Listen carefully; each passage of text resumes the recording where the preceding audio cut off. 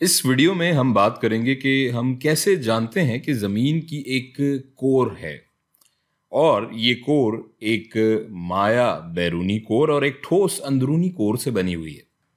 इस सवाल का जवाब हम उसी टेक्निक के ज़रिए तलाश कर सकते हैं जो 1909 में मोहोरोविचक ने इस्तेमाल की थी, जिससे हम साइज़मिक लहरों के ज़रिए मुख्तलिफ फासले पर ज़लज़लों की लहरों की पैमाइश कर सकते हैं। साइज़मिक लहरों की पैमाइश के लिए दो किस्म की लहरें इस्तेमाल की जाती हैं। पी वेव जो किसी भी ठोस, माया या हवा से गुजर सकती है, और एस वेव्स यानी वो ट्रांसवर्स लहरें जो सिर्फ किसी ठोस या सॉलिड शय से गुजर सकती हैं। फर्ज करें यहाँ 0 डिग्री पे अगर कोई जलजला आता है और आपके पास साइज़मोग्राफ स्टेशन मौजूद हों दुनिया के मुख्तलिफ मकामात पर, जो कि आने वाले जलजलों की हज़ारों किलोमीटर दूर पैमाइश करने के लिए इंतहाई हसास होते हैं, तो ये एस वेव्स जिन्हें आप यहाँ नाप सकते हैं वो यहाँ और वहाँ हर तरफ जा सकती हैं। लिहाजा हम इन तमाम पॉइंट्स या डिग्रीज पर इन एस वेव्स की पैमाइश कर सकते हैं। लेकिन अगर हम यहाँ देखें तो अचानक 105 डिग्री के आगे आपकी जो एस वेव्स हैं या एस लहरें हैं उनकी पैमाइश होना बंद हो जाती है और आपको कोई एस लहरें नहीं मिलती। अब आप सोचेंगे कि शायद किसी वजह से एस वेव्स कुछ कमज़ोर या वीक हो गई होंगी और शायद आहिस्ता आहिस्ता बाद में कुछ वक्त में, कुछ अरसे में पहुंच जाएंगी यहाँ तक। लेकिन 0 के दोनों तरफ 105 डिग्री तक तो एस वेव्स पहुंच रही हैं और बिल्कुल बिल्कुल सही पहुंच रही है उनका मैग्नीट्यूड और इंटेंसिटी, मगर उसके आगे नहीं। इसकी माकूल वजाहत जो हम दे सकते हैं वो ये है कि इन पॉइंट्स पर 105 डिग्री से आगे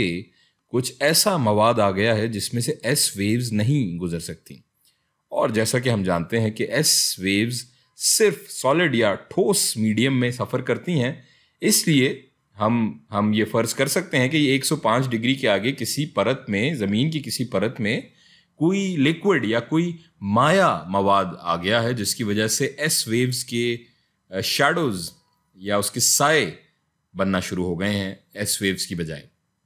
इससे ये नतीजा निकलता है कि हमारे पास एक कोर है ज़मीन में और कम से कम उस कोर का बैरूनी हिस्सा, एक्सटर्नल जो उसका पार्ट है, वो माया हालत में है, लिक्विड फॉर्म में। लेकिन फिर हमें ये कैसे पता चला कि कोई इंटरनल कोर या अंदरूनी कोर भी है, या ये जो अंदरूनी कोर या अंदरूनी हिस्सा है ये माया है या ठोस है? इसका जवाब तलाश करने के लिए पी वेव्स का इस्तेमाल किया जा सकता है। पी वेव्स किसी भी शय से गुजर सकती हैं, किसी भी मीडियम से गुजर सकती हैं, और ये डेंस मटेरियल या कसीफ मवाद में निस्बतन ज़्यादा तेज़ी से हरकत करती हैं। इसलिए ये यहाँ मेंटल से जब कोर में दाखिल होती हैं तो मीडियम तब्दील होने की वजह से ये बाहर की तरफ रिफ्रैक्ट होती हैं। सो पी वेव्स या पी वेव शैडो कब और कैसे दुनिया की दूसरी तरफ पहुंचती हैं, ये बजाते खुद ये बात और ये अमर आपको बताता है कि बुनियादी तौर पर हमारे पास एक इंटरनल कोर या अंदरूनी कोर भी है ज़मीन की, जो कि सॉलिड या ठोस हालत में है।